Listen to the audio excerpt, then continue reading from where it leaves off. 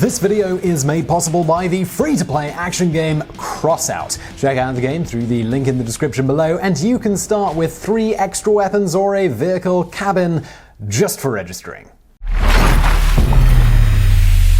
Prior to World War II, knowing that they couldn't compete with the numbers of the US Navy, the Imperial Japanese Navy quietly authorized the construction of the 2 largest battleships by weight ever seen in warfare, the Musashi and her sister ship, the Yamato. The origins of these 2 behemoths can be traced back to Japan's 1934 withdrawal from the League of Nations. Among other things, doing this allowed Japan to ignore rules set by the Washington Naval Treaty of 1922 and the London Naval Treaty of 1930, both of which aimed to limit the size of battleships as well as the right of participating nations to construct them. Almost immediately following Japan's withdrawal, a team working for the Japanese Navy Technical Department, helmed by an engineer called Keiji Fukada, began submitting designs for a class of battleship superior in size and firepower to anything ever seen before. While initially planning to build 5 of these battleships, ultimately only 2 were completed, with a third being converted to an aircraft carrier midway through construction. The 2 completed ships, the Musashi and the Yamato, were quite literally in a class of their own, designed to displace some 73,000 long tons when fully equipped. For reference here, the United States' Iowa-class battleships, created around the same time while of similar length, weighed about 40% less. As one Japanese officer, Naoyoshi Ishida, described, "How huge it is! When you walk inside, there are arrows telling you which direction is the front and which is the back, otherwise you can't tell. For a couple of days, I didn't even know how to get back to my own quarters. Everyone was like that. I knew it was a very capable battleship. The guns were enormous." On that note, not just big, these ships also featured 9 of the largest guns ever put on a battleship, with all 9 combined weighing approximately as much as the United States' Wyoming, New York, and Nevada-class battleships. These weapons were capable of firing shells that weighed up to 3,200 pounds, that's 1,450 kilograms, or in other words, in the ballpark of what a typical full-sized sedan car weighs. While you might think the range when shooting such an object must have been poor, in fact, these guns could hit a target over 25 miles, that's 40 kilometers away. They could also be fired at a rate of about once every 40 seconds. The shockwave produced by these guns firing was noted as being powerful enough to tear the skin off a human if an unlucky individual stood within 15 meters of it without proper shielding.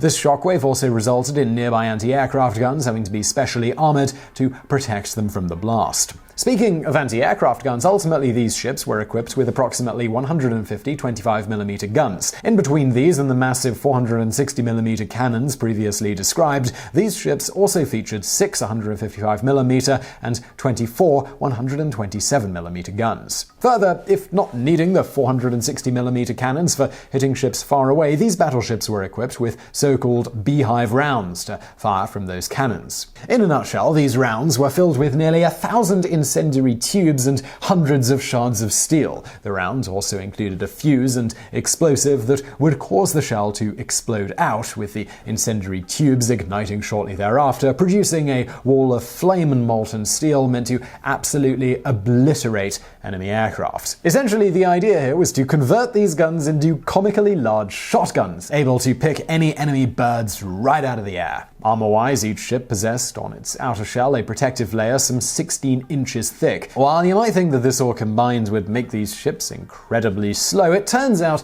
they had a top speed of about 27 knots or 31 miles per hour. While not the fastest battleship in the world, this compared favorably to, for instance, the aforementioned Iowa-class battleships that weighed about 40% less but could only go about 6 knots faster. Despite their awe-inspiring power and the full confidence of the Japanese military brass that each ship was unmatchable and unsinkable, neither saw much combat. In fact, the Yamato spent so much time protecting Japanese ports it was nicknamed the Hotel Yamato. The reluctance of the Japanese Navy to commit either ship to combat was motivated by both the scarcity of fuel in Japan during the war, with these battleships taking copious amounts of such to go anywhere, and the fact that the military brass believed losing either ship would be a massive blow to the morale of the rest of the Japanese military. Of course, in the closing months of World War II, with their forces almost completely obliterated, Japan reluctantly committed both battleships battleships to naval engagements. Unfortunately, at this point, these super battleships were so absurdly outnumbered in the limited engagements they'd ultimately take part in that they mostly just functioned as sitting ducks. Most notably, they proved especially vulnerable to aircraft attacks. Even the aforementioned beehive rounds, which the Japanese believed would decimate aircraft, proved to be little more than a visual deterrent, with some American pilots simply flying straight through the flaming shrapnel that they produced. And while the near couple of hundred anti-aircraft guns made it so it took a brave pilot to dive-bomb the ships, the sheer number of aircraft that the Americans could throw at these battleships at the same time, and how chaotic the battles got, ultimately saw these guns prove just as worthless in practice. It didn't help that at this point in the war, Japan's own aircraft were ridiculously outnumbered and outclassed, providing little to no air cover to try and protect the massive battleships. Ultimately, the Musashi was lost during the Battle of Leyte Gulf in October of 1944, taking 19 torpedoes and 17 bomb strikes to sink it. As for the Yamato, it took part in her final engagement in April of 1945 in Operation Tengo, which was an intentional suicide mission. The Yamato was to be the tip of the spear of this final, last-ditch effort to repel the American advance. Its crew was ordered to beach the ship near Okinawa and use its main battery to destroy as much of the invading force as possible. Essentially, the ship would function as a base on the island, and members of the near 3,000-strong crew not needed to operate weaponry aboard the ship were to wage a land battle with any enemy forces encountered.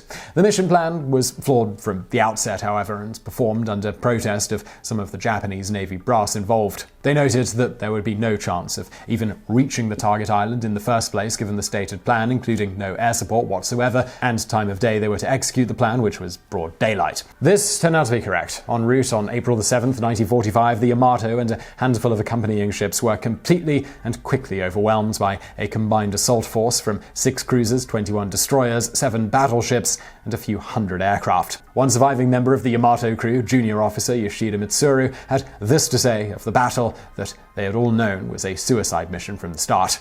How many times in target practice have we conducted such tracking? I am possessed by the illusion that we have already experienced searches under the same conditions, with the same battle positions, even with the same mood.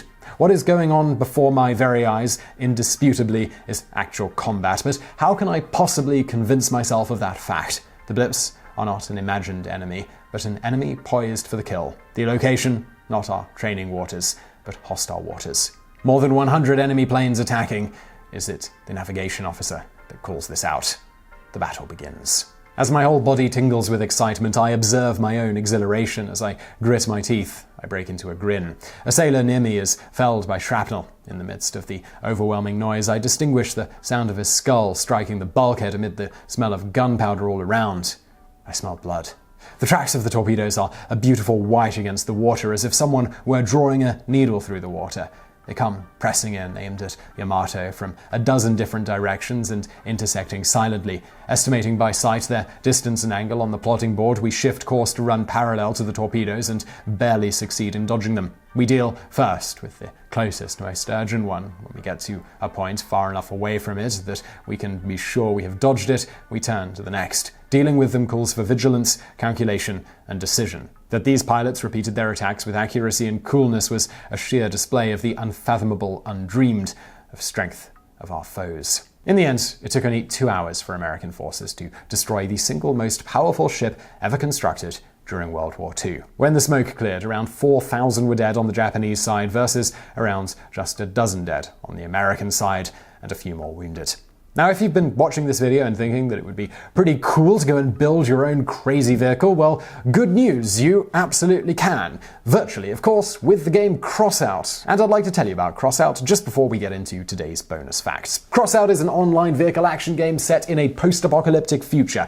Basically, what you do is you construct your own crazy vehicle from the ground up with all sorts of different parts. It's a super fast-paced game, there's loads of different game modes, and you've got pretty much limitless freedom to create, and what you do with your vehicle, it's entirely up to you. So join us on the battlefield for free using the link in the description below, and going through that link not only helps support this show, but it also gets you a free starter set with 3 extra weapons or a vehicle cabin, all for just registering. And thanks to Crossout for sponsoring this video, and let's get into those bonus facts. Early in World War II, the Imperial Japanese Navy had plans to construct even bigger ships than the Yamato and the Musashi as part of an even more powerful class of ships they called the Super Yamatos. If constructed, these ships would have possessed 510mm guns, displaced upwards of 82,000 tons, and could have moved at speeds approaching 30 knots. Lack of resources, however, stopped Japan from ever building these ships. So I hope you found that video interesting. If you did, please do give us a thumbs up below and don't forget to subscribe. Also, check out Crossout through the link in the description below. And as always, thank you for watching.